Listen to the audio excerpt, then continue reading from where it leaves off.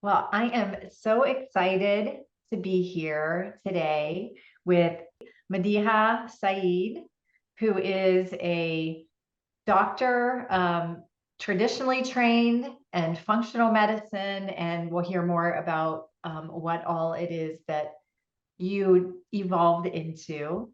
Mother of five, author and publisher, and we'll talk about your latest book here today.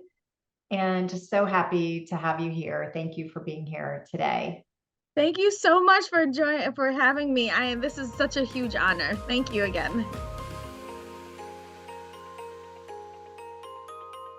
Yeah, and I love your plant picture. I have an obsession with plants, so love the little picture there. So, why don't you start with what brought you to where you are today? So I, like most Americans, was sick.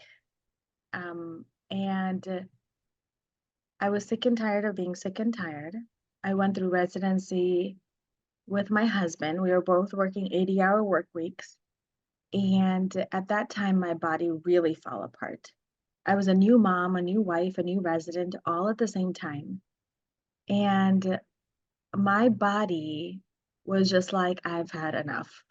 I think that was just like the straw that broke the camel's back. And then what happened was lupus, Hashimoto, severe digestive issues, acne, eczema, seborrheic dermatitis, mood disorders. Like, I was just not well. Like, I knew that my body was falling apart. I've had even issues with shingles. Like, old people get shingles. Like, what is a 20-some-year-old doing shingles, right? Like, this is ridiculous. That's the So, immune system saying, whoa, wait. oh, I'm telling you, like, the immune system was like, stop. I don't know what you're doing, but you're going crazy. So, so with that, then I continued on the hamster wheel like everybody else does, right? Just trying to keep my head above water. I was a first year intern. But then I started looking, my husband had this gut inclination. He says, "Can you go check up on our baby in daycare?" And at this time, I had this beautiful 10-month-old, and he was in the daycare that was associated with the hospital. So I just could walk across anytime, which is really nice. And I walked into every mother's worst nightmare. The lights were dim. The daycare provider was rocking back and forth in her chair. The eerie silence was broken by my child's in the back. When I went back there, I saw that my gift from the universe, God, was in a bouncer seat. Arms and legs were tied down with a receiving blanket. His pacifier was in his mouth. His Winnie the Pooh blanket was wrapped so tightly around his face. His eyes were bloodshot. His face was swollen. I immediately picked him up and I'm like, oh my gosh. And I looked at her and I mean, you could have killed my child.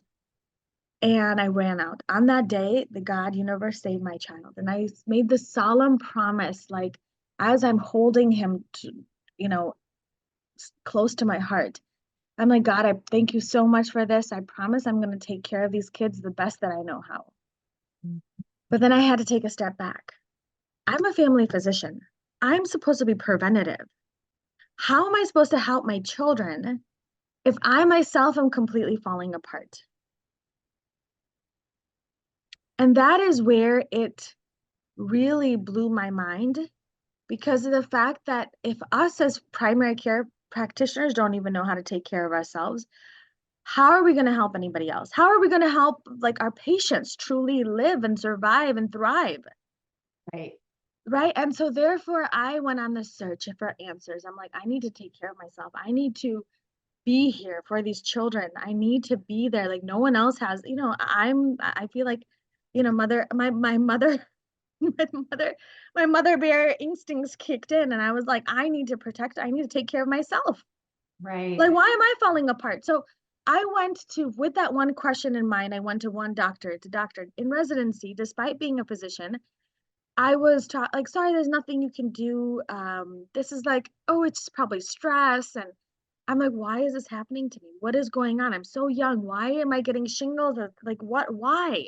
Why isn't anybody questioning this? Right. And that is when I realized they didn't really have the answers. So you And went So you had this big question, why is this going on in my system? You went to see somebody and they didn't give you answers. So then Not how, even, because at this time I'm rotating with all of the biggest names in like my healthcare in like the hospital. And I'm asking everyone. It took like a couple of years. I'm like, why is this happening? Why is this happening? And no one was able to give me an answer. okay. So then where did you go from there? So right from there, then there was one doctor that did something a little bit different.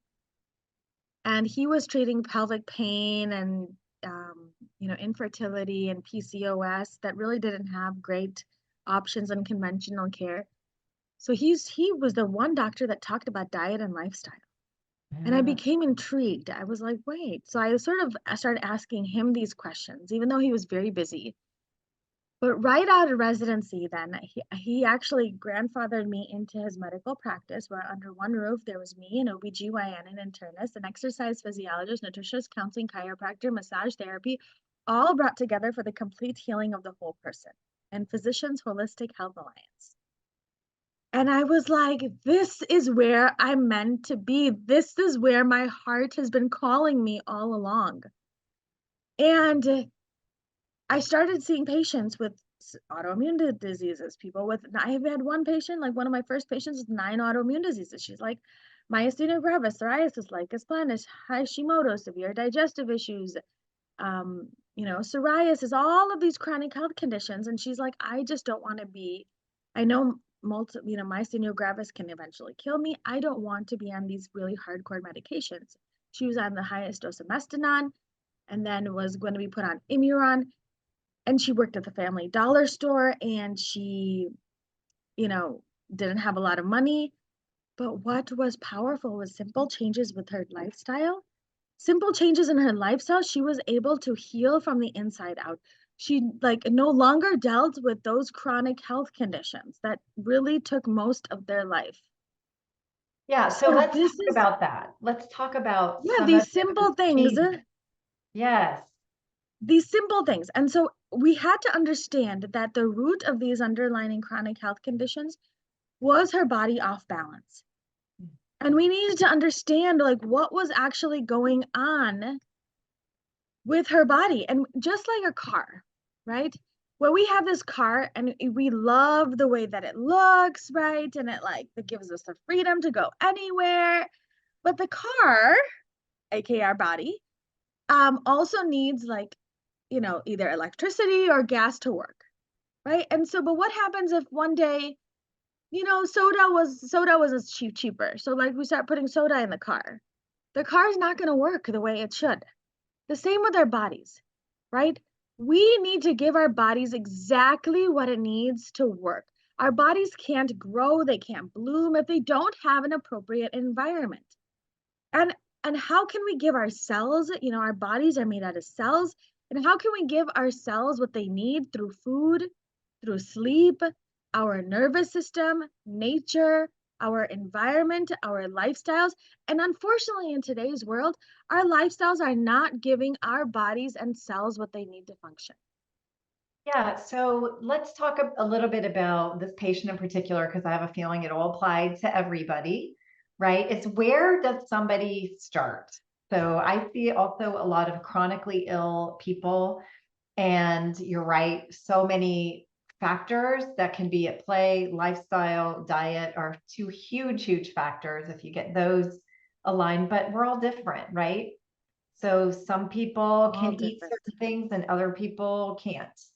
And so where would somebody start if they know they have an issue and they're out of balance? So how did you start to address what this woman was going through? And I find it fascinating that we often will draw people to us, people that are similar to the issues that we're facing in our own lives, because it's a great mirror. Sometimes we have blind spots for ourselves, but we see it clearly for others. So it sounds like this young woman brought to you a lot of the things that you had addressed in yourself. Absolutely. And that's where I was like, and when I saw improvement in her, and this is what really an important lesson it first taught me, that is anybody can do this. Mhm. You don't need like an endless supply of wealth. You don't need all of these resources. Anybody can start where they are today.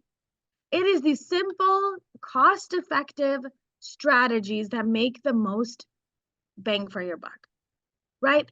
And that is what I need to really emphasize. And that's what I've been so passionate about educating the world about, is that it's simple, it's easy, it's cost-effective, it's time-effective, and you can start this today. And so the one place that I start every one of my patients, no matter what they're dealing with, is the power of positivity and gratitude. Because the fact that that is where I really believe it all starts. And you can have the best diet in the world, and you can have the best, you know, like you could be playing sports, you can be outside, but if you're like a pessimist and always negative, and that it doesn't matter what you do, our brains will immediately want to push us in that direction, right? Like in that sickness direction, mind over body. And so we, unfortunately, as physicians, that was like a taboo topic, that nobody is allowed to touch that topic. Nobody talk about it. It's not something that we address with the kids, with our students and our families and our patients.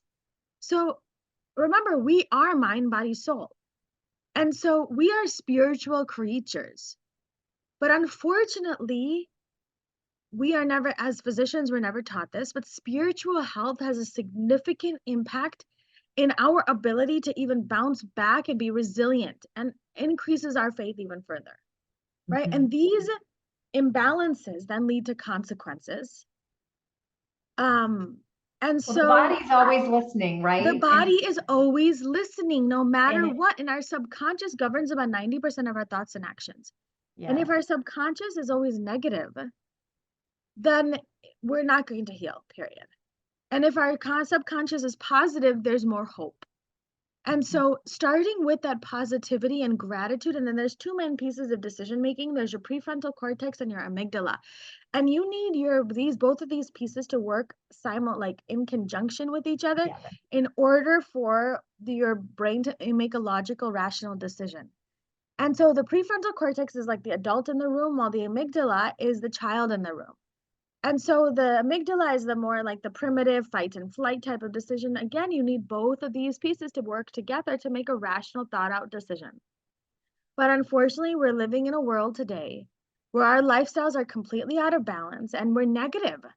So it makes the amygdala kick the adult out of the room. And when that does happens, we know that we're not going to make good decisions. We're us versus you mentality. There's problems with, unable to control your emotions, unable to control your like anger. You're not focusing on the decisions that you're making. You're just making irrational decisions. So it's not good. So this is where the gratitude is one of the most powerful things that we can do to help put both of these pieces back into balance. And it's the easiest. I have my patients and it's free. and free and free. So I have my patients immediately when they wake up in the morning say 10 things that they're thankful for every day. Mm. So powerful, easy. And so immediately when they wake up in the morning, say 10 things that you're thankful for. That will help to change your subconscious from, instead of thinking negative all the time, to thinking positive. Focusing on all the things that are going right in our lives, not the things that are going wrong in our lives. I love it. And it's So, interesting because I work with a lot of moms, and I think you do too, is a family clinic. I ask a single question when I work with them, is what brings you joy? And it's right, it's in that same energetic of gratitude, is, what really lights you up? And I would say 90% of women that I work with don't have an answer. They say, I have no idea, or it's all about their family. And so then I ask the question, what did you like to do as a child, right? What, like, skip, sing, hum, something, right? So I think bringing people back to that positivity, what lights you up? What are you thankful for and grateful for? Just that alone can bring mass amount of healing to somebody. mass amount of healing. And so that is where I start every one of my patients, with the I power of love it. gratitude. And then I move on to stress, sleep, social health, like incorporating some sort of stress management technique, breathe deep, teaching them deep breathing, taking at least a deep breath a couple times a day tying it to an activity that they're doing every single solitary day. So then they know it becomes like a habit. Like, for example, if they're driving their kids to school, they're doing that every single solitary day. Take deep breaths during that time. Go out in nature, ground, um, play. I think a lot of us adults don't play as much anymore. So these are the kinds of things that we really need to emphasize on to bring back, because remember, stress leads to 80% of the complaints that come to primary care physicians are due to stress. And so if we don't stress manage, we're just going to get sick. So the next thing is social health. Keep people around you that are going to lift you up, not drag you down. And then social and spiritual, we talked about, and then sleep, making sure that we're sleeping, because while we're sleeping, we're not doing much anything else besides for healing our body, getting rid of the trash from our body, making hormones, lowering inflammation, optimizing our immune system. It really resets and rebalances us. So for somebody who's struggling to sleep, what do you recommend? So we work definitely,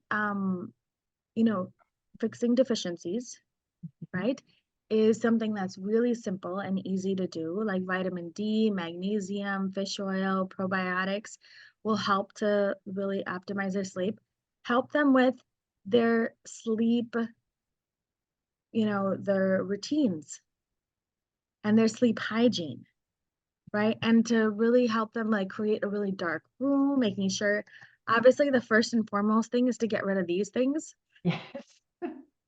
And I am like, don't worry. I'm like, after the kids go to bed, I'm like, yes, now I can finally finish that reel I was working on. I'm like, I'm falling to that too. And then checking in the morning, whatever. It's bad. It's like the worst thing that we can do. And I'm slowly trying to like, read books during that time, spending in like the last hour away from our devices, reading a book, connecting with your family, anything like that. That really does. Doing an Epsom salt bath even before you go to bed really helps to. That's also something that you can do. So then we can get rid of some of the electronics, is like do an Epsom salt bath, doing like a massage, like yoga, whatever it is to help really relax yourself and then sleep the best we possibly can. And then remember, like there are like supplements like homeopathics that are really great too. I like Quietude by Boyron. That's really great.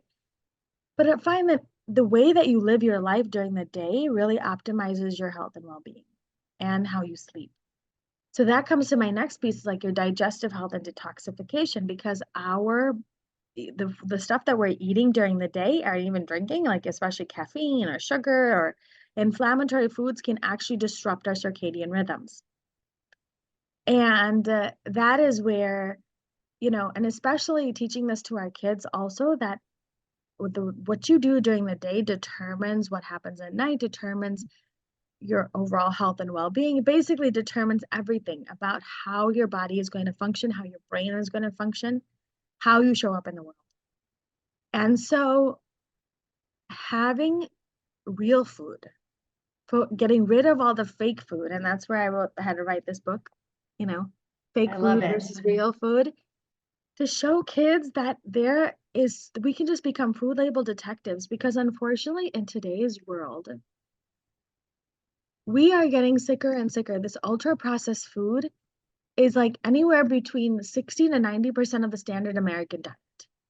Yeah. And for our children, the statistics are even higher, where 67% of the daily calories are derived from these empty ultra processed foods. And these are just formulations of ingredients, mostly of like industrial use, that's typically created by like a series of industrial, processes and techniques. So we need to teach ourselves, and going through, we need to educate ourselves, because there's so many harms of ultra processed foods. They're packed with preservatives, additives, artificial colors, and sweeteners. These companies spend billions of dollars on trying to create a food-like substance in a laboratory that keeps us hooked. It draws on our cravings for sweetness that are largely devoid of nutritional value and like are super calorie dense. They increase the risk of cancer, obesity, diabetes, cardiovascular disease. And it's all that white stuff and the cookies and the cakes, and the list goes on and on. But the problem is that you can't even make that stuff at home. So it's like a science experiment, and they're experimenting on us. So it's interesting. that's what, I just want and to that can add cause one thing. chronic inflammation that can really destroy our sleep. It can destroy our hormone balance, wrecking our blood sugar balance, and even leading to serious issues. Sorry, I got too Yeah, super no, I excited. was just going to say, I was recently in France and I kept seeing these beautiful yellow flowers. And finally, I asked the tour guide what they were, and it was the rapeseed, it canola oil, right? Which is heavily consumed in our country as an oil to use for cooking. And, I was guilty years ago when I saw organic canola oil. I bought into, oh, that's healthy. Well, it turns out that in France, they use it for their machinery, their farm equipment. So it is a lubricant for their farm equipment. It is not meant to be consumed by humans. And here we are on the other side of the pond, being told it's healthy, you should use it, it's good for your heart, and come to find out it's highly inflammatory in the body, right? So in many ways, what we're all learning is we've got to educate ourselves and we've got to really read labels, understand what's real and what's fake, but also getting to know our bodies and how our bodies respond to some of these fake substances as well. So I know for myself, when I stopped using that, a lot of my inflammatory markers went down, right? So just eliminating one food substance, not to mention many other ones, but so how do you, I know you're educating children, but I'm assuming you're also educating parents Oh, along the way. absolutely. And so, how do you teach them what is healthy, what's real, and what's not? Reading the labels. Look through the labels. What are you actually putting in your mouth? Educate yourself of what is actually what we're putting in our mouths and what does it actually do to our bodies? And so that is where it becomes so critical from somebody just following it just because someone's saying it or actually doing it because they're taking care of their bodies and educated. So they're making more educated decisions about the foods that they're consuming. And so going through and having them become in adults too, food label detectives. And so figure out, okay, what does red number 40 actually do to our body? What is a sodium benzoate? What is this, this calcium propionate? What is carrageenan? What is, sodium nitrate? What are all these what is TBHQ? What is BHT? What is calcium sodium EDTA? Like, what are all these things that are in our foods that we're consuming? And so if you can then go, I mean, we are so blessed. We're living in a day and age today that we have the internet. We can go and research this. It's at our fingertips. We don't have to spend hours in a library looking at microfiches like we used to do a long time ago. This, this is easy. So kids can do this. I mean, we give kids such complicated things to do. I mean, and then most of us, we don't even ever use. So for example, how many of us are actually using long division? Right. And the kids are learning this at such a young age. Right? They can learn complex things. So why can't they learn and read a label and then figure out what it does to your body? And then make a logical, rational decision to see if they truly want to consume that product or not. And then also work with parents to find healthier alternatives, right? So for example, the kids are going to want chocolate chip cookies. They're going to want, because their friends are having it. And then, that's part of the experience. They want chocolate chip cookies. They want pancakes. They want brownies. They want cookies. They want cakes because everybody else is having it. So you don't want them to feel completely left out. But the thing is, they can still make logical decisions. Even for example, in my house, we make cassava flour pancakes with Himalayan tartary buckwheat, and which you have now a delicious pancake. We'll put blueberries in it, chocolate chips in it, whatever you want to do with it. And guess what? Now you have this nutrient dense alternative packed with phytochemicals and phytonutrients that's going to help heal the body, not hurt it. That's going to satiate. And that's good because remember, food is power. Food is information.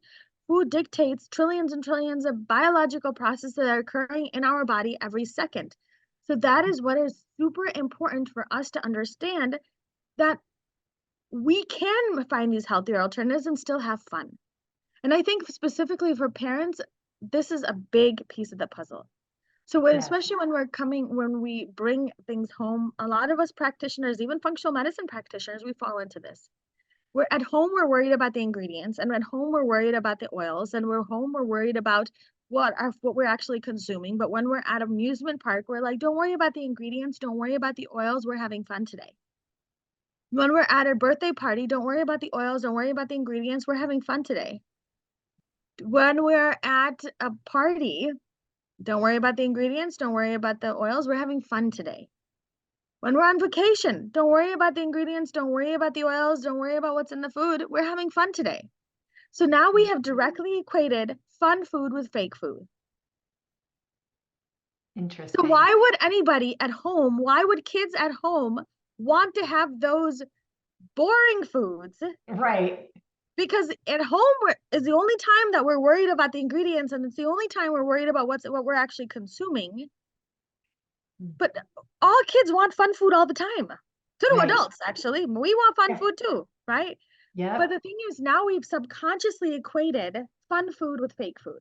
And so that's where they're like, oh, it's not that important. Mom and dad don't really care about it outside. So why can't we have it all the time?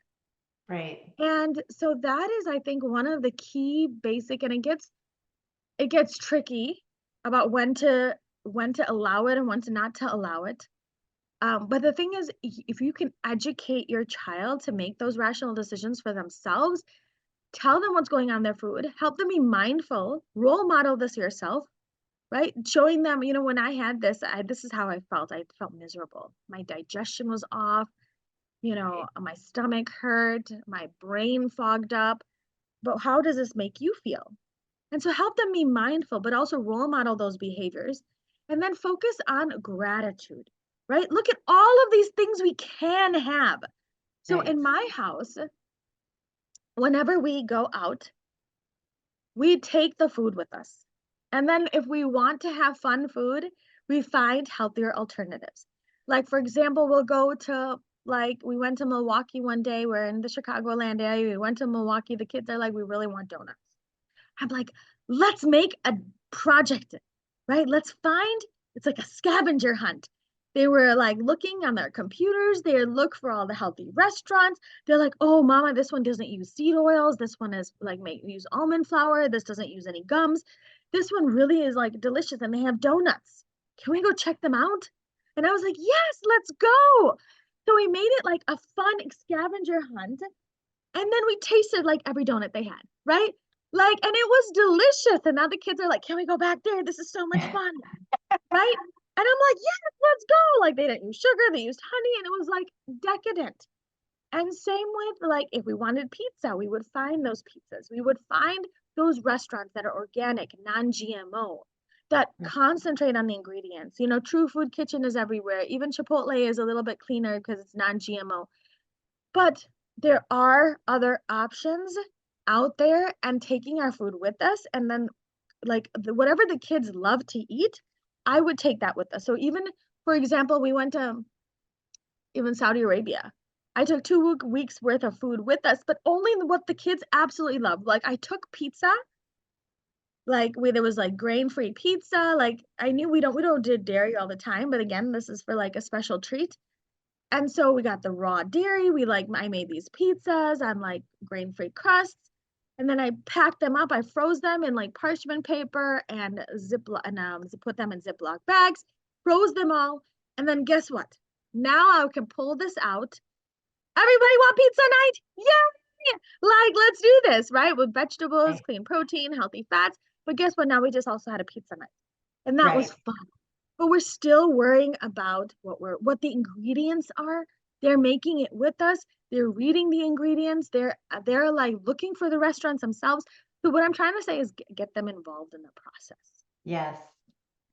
and role modeling this yourself. And it's so, so much fun. I feed a family of 9 on a daily basis. So if I can do this, anybody can. And it is so much fun. Yeah, and you've got kids spanning multiple age categories, and it sounds like they're all Exactly. involved in one way, shape, or form, which is amazing. And then they start to talk to their friends, right? Yes. Probably one They of do. the biggest challenges I had as a mother. So I've got 4 kiddos. when I found out they were trading their organic foods for non-organic at school lunches.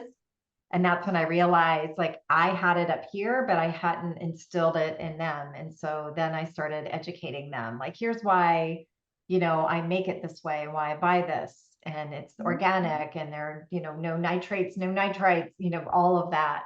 And so I realized I had to start educating my kids so that they were empowered to make Absolutely. better I mean, teach decisions them for what happens in the themselves. gut microbiome, absolutely, and how they feel. And teach them what happens with what is insulin resistance? What happens when the blood sugar hits our bodies? What is glycation?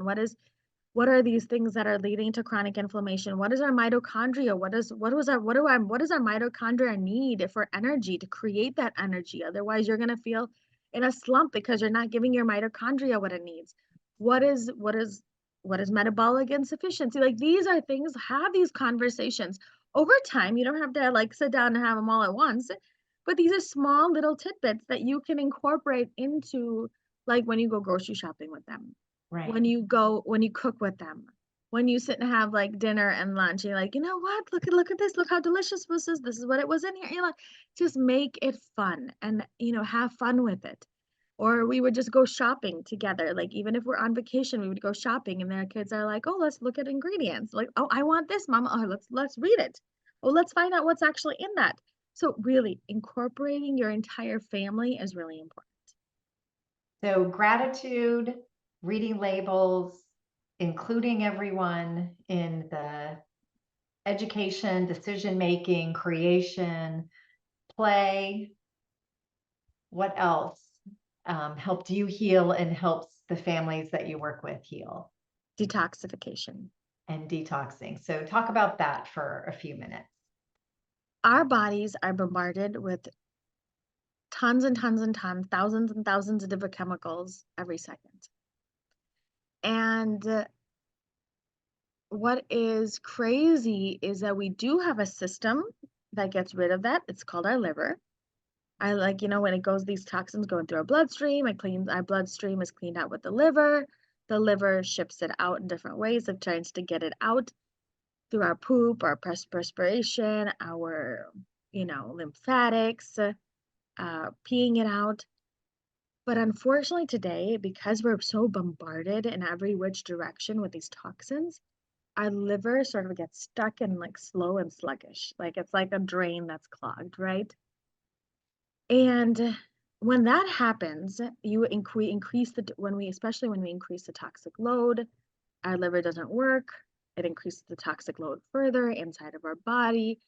That then leads to all of these chronic health conditions because technically this toxins the body was supposed to get rid of, but now it's stuck in your body.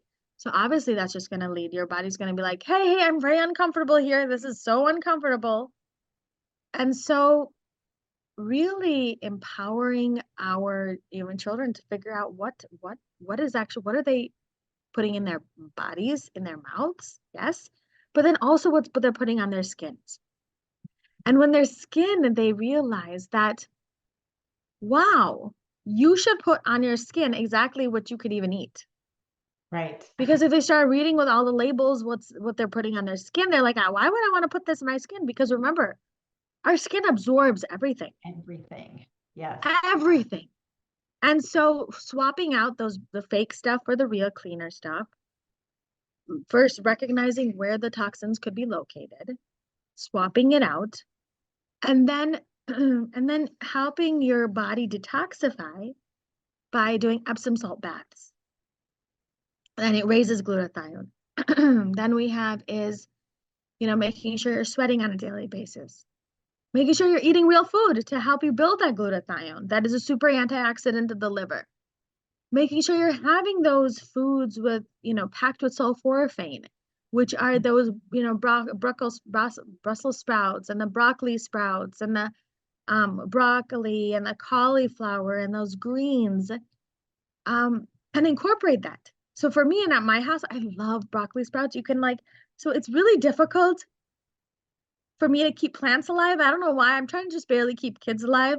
It's really difficult. So it's hard. I'm like, I buy these house plants, I can barely keep them. But guess what? I can keep two things alive. One, broccoli sprouts. Like I can grow them and keep them alive. Why? Because it needs like little to no Right. effort. You Yes. just take like a couple tablespoons of seeds and you put them in your water, leave them overnight or like 8 hours, and then rinse them out, stick them in like this mason jar with a little mesh and a 45-degree angle, and then that's it. Like you rinse it out twice a day, and then it doesn't need like you don't need to change the soil, you don't need to water, well, a little watering, but like in like a week now you have like an entire mason jar full of broccoli sprouts that you can put into everything. You can Right. put it into your soups, you can put them into your stews, you can put them into your, like I put it into my ground beef, I put it into on sandwiches, like wherever it can just go in everything that you're cooking, right? And different types of sprouts. You can, it's like easy. It's like the simplest, funnest way to grow stuff that's really packed with phytonutrients. And the other thing that I can't kill as fast is like snake plants or like Oh, different yeah. types of, yeah, like you can just stick one. You don't have to water. It doesn't need that much sun. I even have them in my bathroom, which doesn't even have a window. And like, it doesn't even need, so like, it doesn't even need like watering. Right. And it helps Like clean very the limited. air and everything else, right? Your Yeah, environment. like it like cleans the air, it detoxifies. Like I have like two or one, like a couple in each room of the house to try to detoxify the air around you. Like these are cost-effective, simple things that somebody can do, making sure they're pooping, peeing, perspiring, getting a massage. All of these things can really help to improve your detoxification system and get rid of these toxins. Amazing. Well, you are vibrant and healthy. And how long did it take for you to get to where you are today from where you started when you were working So those once I 8 found the hour days? underlying root cause, right? For me, I had to deal with some underlying trauma too. Okay. So like doing some trauma work is like, because I was doing everything right. And I'm like, why are my ANA still elevated? And then I realized, oh, Oh, I know my body's like, my body is still dealing with some trauma. I like, you feel it, when you're in put in certain situations, your body clamps up and you're like, oh, okay, no. And then, you're subconsciously doing that. And then I was like, okay, I need to figure that out. So actually, once I was able to do that, it like my body was able to fall back into balance. Now I know that if I have stress, I can like my I know so I'm working not it's never nobody's perfect, but I know right. for example for me my stress causes me to be off balance, so I'm trying to incorporate that. So things like that that you just need to, healing is just not one size fits all. Right. Healing is not a smooth journey, it has lots of ups and downs. And the more that we go through those ups and downs and those roller coasters, the more we learn more about our bodies and what is actually going on and how we can take care of it better. Because these symptoms are your body talking to you. Right. And if we try to shut them up with medications, that's gonna like, it's still gonna like, it's just gonna get angrier. Right. Like here, your body's trying to talk to you and you're like shutting it up with the medication and you're like, "Ah," like it's just gonna get angry. Yeah, and I think And that's so important because we're not taught to really be connected to our bodies and to listen, right? When I go back to my childhood, I was a, pretty rough and tough athlete. And that saying, no pain, no gain, so I just learned to override anything my body was telling me. And that was a big part of me shifting the healing crisis that I was in was, wow, my lymph nodes are swollen. Something's going on here. Maybe I should pay attention. And I think that's so important. And I think the trauma and the emotional, things that happen, even if we don't perceive them from our adult eyes as being a big deal, at some point when we were younger, those could be traumas that got kind of locked into the body, right? Body's always keeping score and talking and listening. absolutely. So we have So to start listening to our bodies. listening to our bodies. Yeah. So, and then really start with your perspective. If you're going to start anywhere, change your perspective because your perspective can either be your power or your perspective can be your pain. Yeah. And so starting there, listening to your body, is like the most powerful thing that you can actually do.